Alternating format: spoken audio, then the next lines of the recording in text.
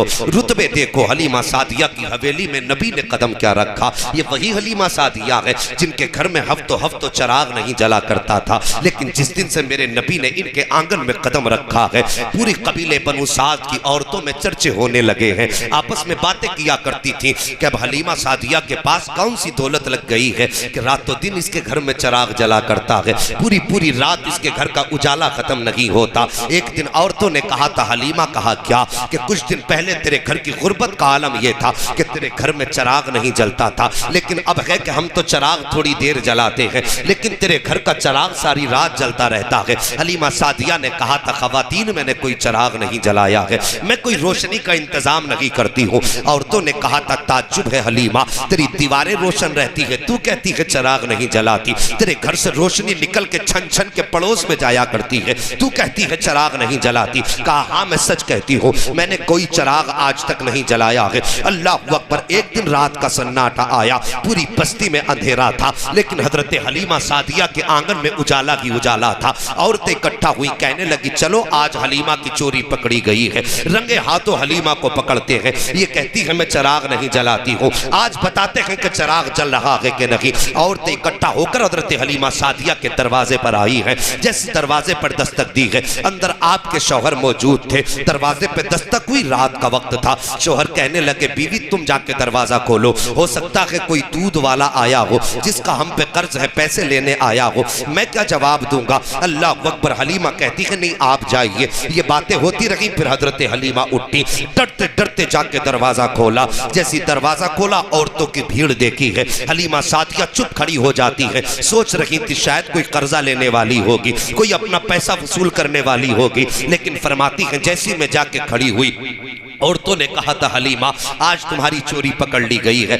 मैंने कहा था कौन सी चोरी। फरमाती जब मैंने कहा ना कौन सी चोरी, तो उन्होंने ये कहा था कि तुम तो कहती हो कि चराग नहीं जलता, आज हम तुम्हारे घर में तुम्हें चराग दिखाने के लिए आए हैं। हजरत हलीमा सादिया कहती उस वक्त तक तो मैं डरती रही जब तक इन्होंने ये बात नहीं कही थी। जैसे इन्होंने ये बात कही है मेरा डर खत्म हो गया। उसके बाद मैंने कहा ठीक है, एक खातून अंदर आए, बाकी बाहर रह जाएं, दिखाएं मेरे घर में चराग कहाँ है। एक खातून अंदर आई है, उसने हलीमा सादिया के आंगन पे निगाह डाली है, कोई चराग नजर नहीं आया। हर ताक खाली है, अलमारी खाली है, दीवार पे कोई चराग नजर नहीं आया, लेकिन रोशनी बराबर हो रही है। उसने हजरत हलीमा सादिया का चेहरा देखा और देखने के बाद कहा था हलीमा कोई चराग तो नजर नहीं आ रहा है, लेकिन रोशनी भी कम नजर नहीं आ रही है, बता तो सही ये रोशनी कैसी है। हजरत हलीमा ने फिर हाथ पकड़ा खातून का और वहां लाई जहां मेरे नबी पालने में लेटे हुए हैं। अल्लाह अकबर। मुस्तफा के रुखे अनवर पे कपड़ा पड़ा है, हाथ पकड़ के लाई लाके खड़ा कर दिया।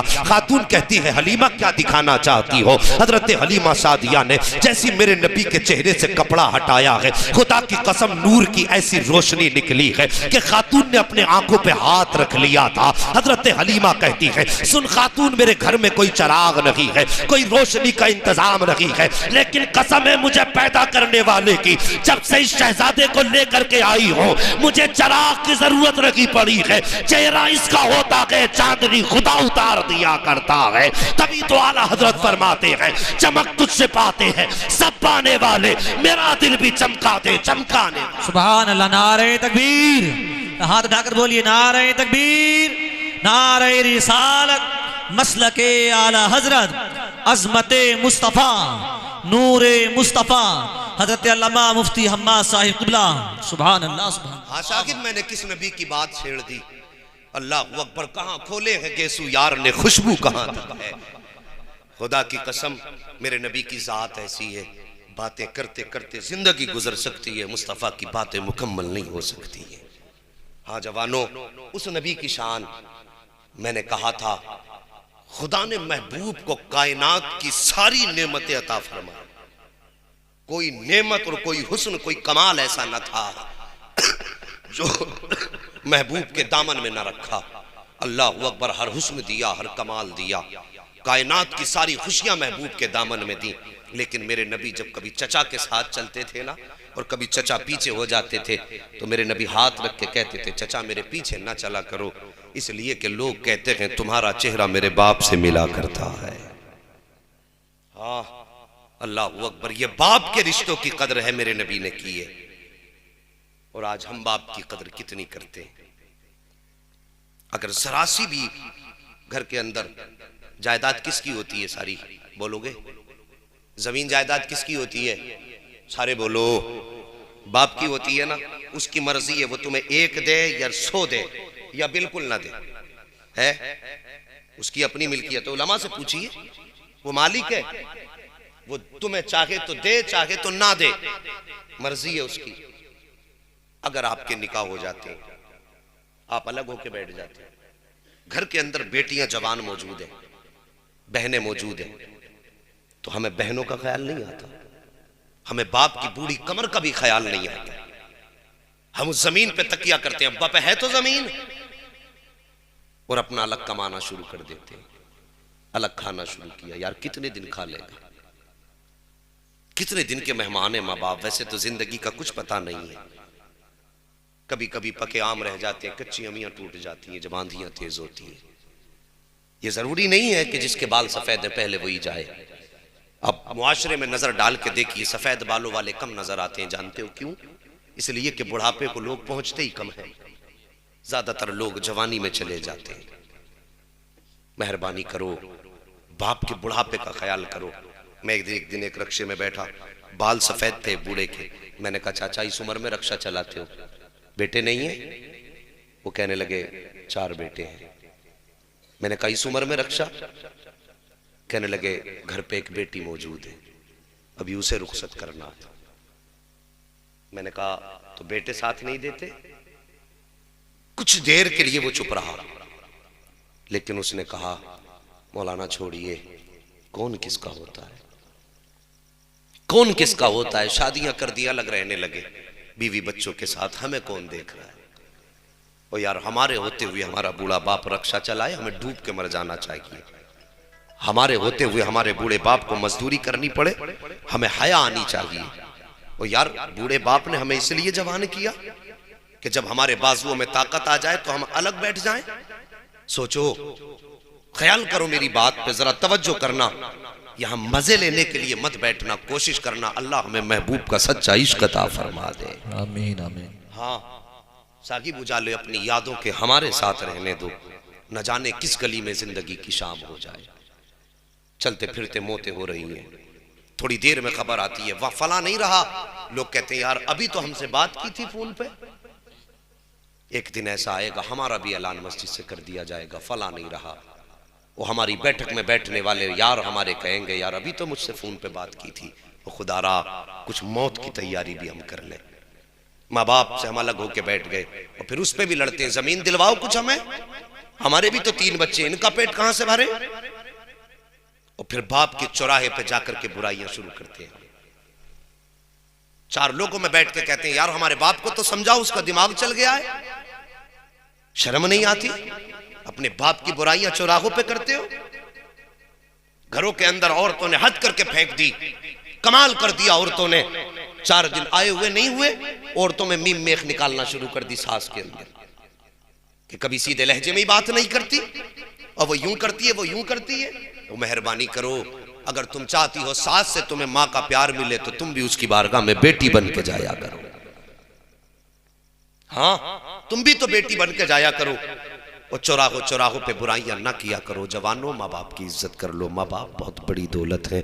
और दुआएं मांगा करो, अल्लाह करे कोई यतीम ना हो, किसी के सर से बाप का साया ना उठे। वरना याद रखना जिस दिन बाप का साया चला जाता है उस दिन ऐसा लगता है जिससे सर से सूरज हट गया है। जिस दिन माँ की ममता का आंचल सिमट जाता है ऐसा लगता है जमीन तंग हो गई है। आओ तुम्हें बताऊं माँ बाप की जुदाई कितनी दर्द दिया करती है। एक दिन मेरे नबी हज़रत सरवर कौनैन सल्लल्लाहु तआला अलैहि वसल्लम को अबू जहल ने सर पे पत्थर मारा। मेरे नबी के सर पे पत्थर लगा, मेरे सरकार हरम काबा में गए, आंसू बहा रहे हैं, खून भी सर से बह रहा है। मेरे नबी ने किसी से शिकवा नहीं किया था, सजदे में सर रख के कह रहे थे या अल्लाह जिससे तू राजी है उसमें तेरा महबूब राजी है। रोते रहे हरम काबा में। अल्लाहु अकबर। उसी दिन हजरत अमीर हमजा शिकार से वापस आए, खादिमा से कहा खाने का इंतजाम करो। खादिमा ने खाना ला के दस्तरखान पे बिछाया, लगाया, जैसी लगाया ना खादिमा की आंख में आंसू थे। हजरत अमीर हमजा कहने लगे कभी तेरी आंख में आंसू किस लिए? उसने कहा मुझे लगता है खानदान कुरैश की तलवार को जंग लग गया है।